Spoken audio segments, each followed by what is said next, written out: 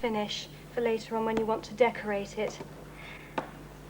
And this cheesecake needs to be put into the refrigerator either overnight or for at least 3 or 4 hours if you've got a cold fridge, and then you'll find it will firm up. But it is delicate, so do be gentle with it when you come to cut and serve it. Here's the finished cheesecake, which I've decorated with chocolate and fresh raspberries. I think it looks gorgeous. And you can see how well it's standing up from the base, ready to serve. Now, of course, you needn't always make quite such rich cheesecakes. There are many variations. This is a tofu cheesecake, and it's St. Clement's cream cheesecake. The tofu is the soybean curd that we saw earlier, and I flavoured it with orange and lemon juice and set it with agar-agar. That's the vegetarian equivalent to gelatine. Now, of course, you don't always want creamy puddings, and sometimes there's nothing to beat fresh fruit salad. And this one is quite exotic as it's made with kiwi fruit, fresh strawberries, grapes and oranges. Here's rather a lovely brown bread ice cream. It's an old Victorian recipe and it's made with whole wheat brown breadcrumbs, and it tastes rather like praline. I've really enjoyed showing you how interesting and exciting vegetarian cookery is.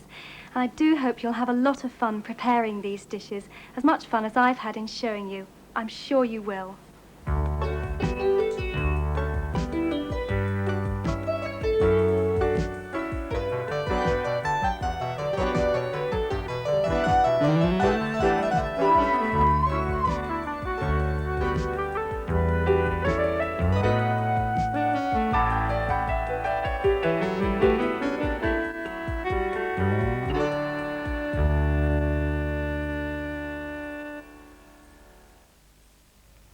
Next week, BBC2 begins a repeat showing of Madhur Jaffrey's Indian cookery.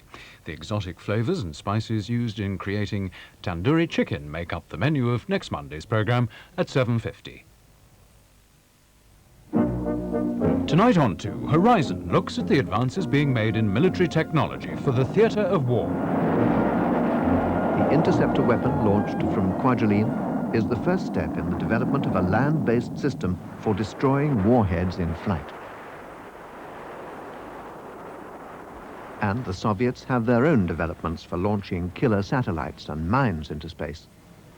But as both superpowers pursue these systems, so they threaten the strategic value of each other's weapons. With the help of US defence expert William Kincaid, Horizon follows up the alarming theory that better control of the weaponry might in fact increase the chances of conflict. The technical means for observation are now falling behind the changes in weapons technology. This is why specialists like William Kincaid argue the need to call a halt now. For unless measures are taken soon to limit future technology, that very technology will prevent successful arms control. That's Horizon, the Theatre of War, tonight at 9:30, here on BBC2.